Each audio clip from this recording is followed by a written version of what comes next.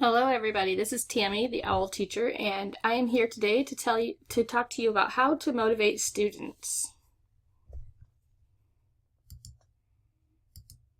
So our goals for today is we are going to talk about to know what students these strategies actually work for, to understand the unmotivated student's point of view, to understand the teacher's personal role, to learn some motivating instructional techniques, to learn some strategies to help motivate students, and then to learn some ways to build internal motivation in students so that way we don't have to worry about external rewards.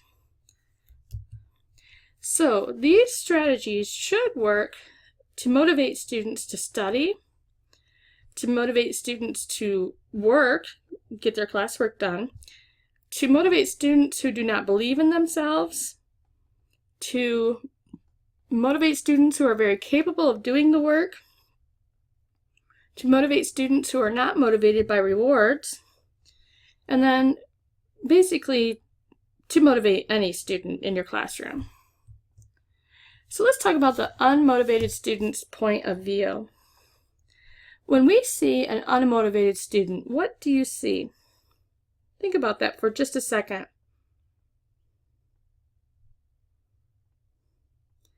When we see an unmotivated student, we often look at them as a student who is lazy or just doesn't want to do the work.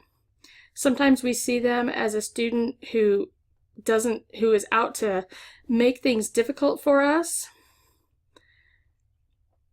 or maybe as a student who just doesn't understand. Oftentimes these students make us feel frustrated and annoyed. Sometimes we feel like they're purposely trying to push our buttons, and that's not always the case, but sometimes that's how we feel. Oftentimes these students are not any of those things, but really they just have a lot of things on their mind. So, for instance, I absolutely hate cooking. Absolutely hate it with a passion. And imagine if my boss was my administrator was to ask me to put on a spaghetti dinner for the entire school district. They were going to have the whole entire family come.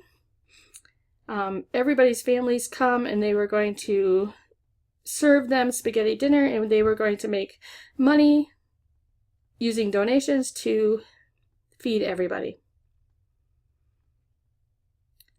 I would feel really frustrated.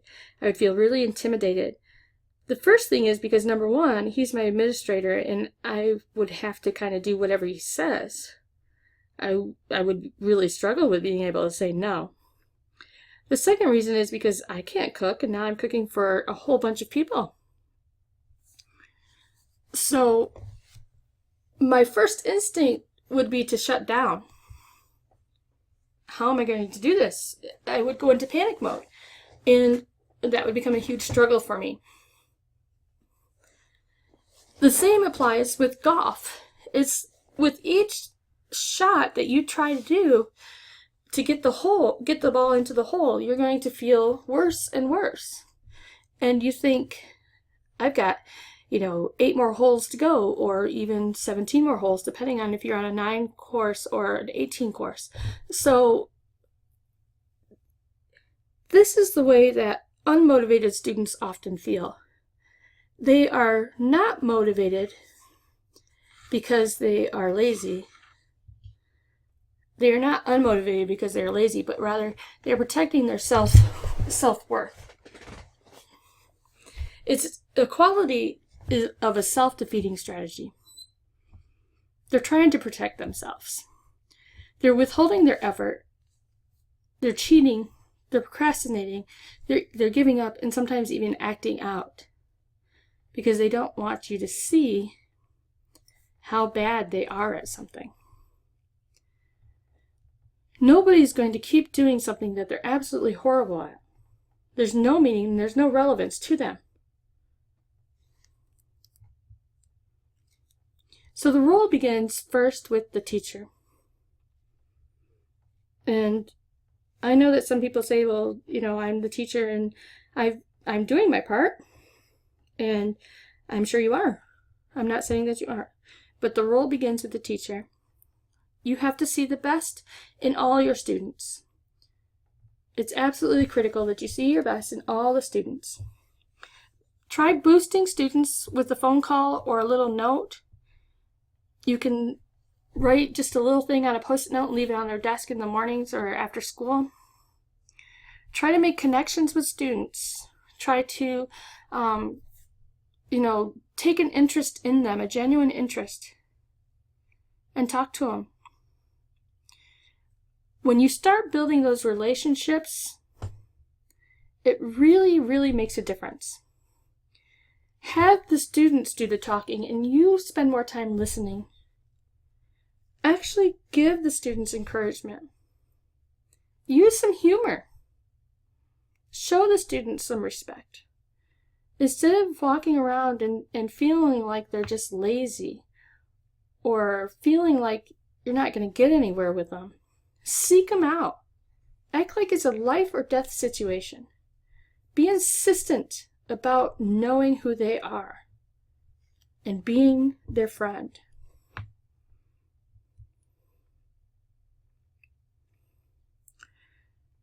Consider using these instructional techniques in your classroom for all students, if you're not already. Using cooperative learning, inquiry-based learning, hands-on activities, interactive notebooks, utilizing test cards, having interactive read-alouds, role-playing, technology, and games, because these are all instructional techniques that really engage students and motivate students. So that will help cut down on some of your battle. Some other ideas to help motivate students, in addition to relationship building, is to consider using incentives. Consider class points to get a reward. So maybe a class pizza party. One of the things that I have always done is I have always written on the board, I've written the word marble, and at the end of the day, if any of the letters of the word marble is there, then they would get a marble in the jar. And I would collect marbles each day, and once the jar was full of marbles, they would get a reward as a class, whether it would be pizza party or something else. They got to choose what reward they got. So sometimes it was just a movie. Sometimes it was popcorn. It was games for an hour. So that is an example of points. It didn't have to necessarily be like number points. It can just be something different. You could do individual points to get rewards. So working with a student one-on-one, such as a treasure box or computer time. Maybe eat with a friend from another class if you don't have lunch at the same time, or they're in a different grade level. Maybe even eating lunch with you. Sometimes that's significant to a child. Make connections with real life. So they found that it's really, really important to make those connections, because those real life connections help students become motivated, and it helps them understand more what they're learning. When we make connections to real life, it makes it more relevant. It shows how what they're learning is used every day by real people, and it also connects their home life to their school life. Consider getting students involved. You can do classroom jobs. It makes them feel important and they're valued, so they could be the student helper. It gives them control over their education when they're involved by choosing topics or assignments. You can make things interactive. So classroom discussion is one way to make things very interactive, using debates or just general inquiry topics or questions. Consider changing scenes every 10 minutes or doing role play of some sort. You can have hands-on engaging activities. You can do a physical response where students have to move to one corner of the room based on the answer. Sometimes when I do multiple choice questions, and then I might have like a piece of paper taped up in one corner that says A, taped in another corner says B, another corner taped says C, and I will ask them the question and they have to choose based on the answer. Or you could just do true and false and put them in corners. You could do the same thing with vocabulary. Consider creating a productive learning environment. So making sure that you set really high, clear expectations. Students will rise to high expectations every time. Let students know what they are expected to know. So ahead of time say, hey, we are going to learn about this and you're expected to know it. Let students know how they will be expected to demonstrate their learning. So when we are done here, you are going to create a newspaper that will teach everybody about the Spanish-American War. Make sure that you have effective classroom management, because you can't have a productive learning environment if your classroom management is not under control. It's absolutely critical your classroom management is under control. Help students develop that intrinsic motivation, and we're going to talk about that in a little bit. And then always have tasks prepared for when students finish. One thing that I absolutely learned my first year of teaching is if you spend a great deal of time looking for things, trying to find the next task, coming up with ideas, that gives students a great deal of time to play and to look for things to do. That gives them time to talk while you're looking for things to do.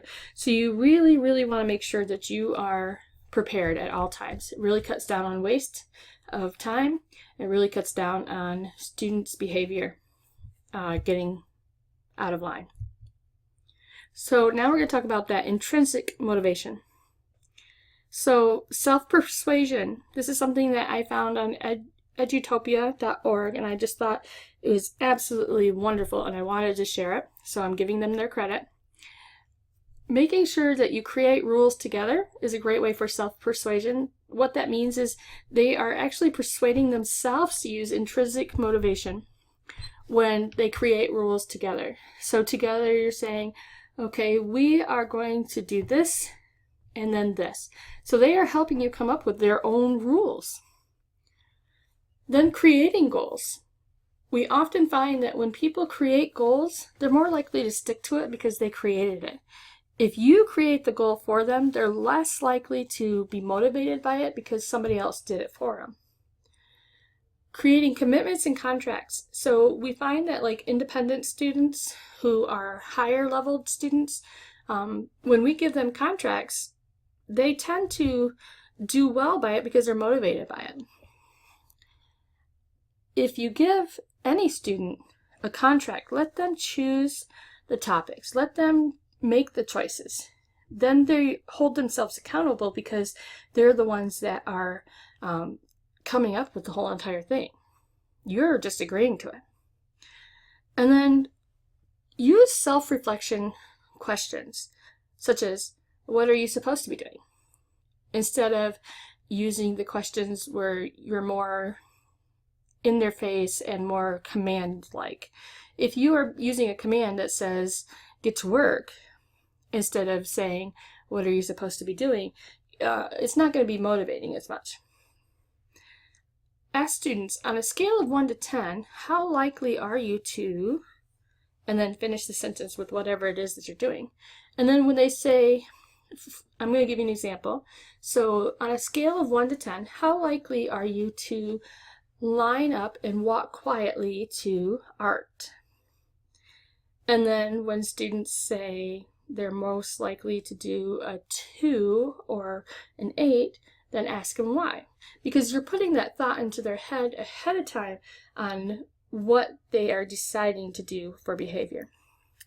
And then another example would be to give them 2 lines and say, okay, this line here, I want you to form 2 lines. This line here will be the line ready to learn, and this line is the line that's going to misbehave. And then have students decide which line they want to get into. Yes, you're going to have some smart alecks that are probably going to get into the going to misbehave line just because they think they're funny. And, when they get in that line, just be serious as can be and say, are you sure that's what you're going to plan on doing? But the point is that when students get into the ready to learn line, they're making that conscious decision ahead of time, internalizing that they are going to behave and that they're ready to learn. Try futuristic thinking and goal setting. So really getting students to think about, how is this going to affect their future? How is this going to look a year from now? How is this going to be different a year from now? And then creating those little successes. So making sure that students are, accomplishing goals and building up on those successes, which builds their confidence, which slowly makes them motivated a little bit more, so that way they're not relying on external things to motivate them. Encourage and focus on things that they're doing right. So instead of focusing on the wrong things, focusing on them on the things that are doing right. Making sure that you're focusing on their things that they build their curiosity and interests and their passions. That will definitely motivate them a lot more than trying to use external ways. And then, of course, building relationships will always motivate students to do things because they're more willing to do things for a friend or somebody that they care about than for external reasons.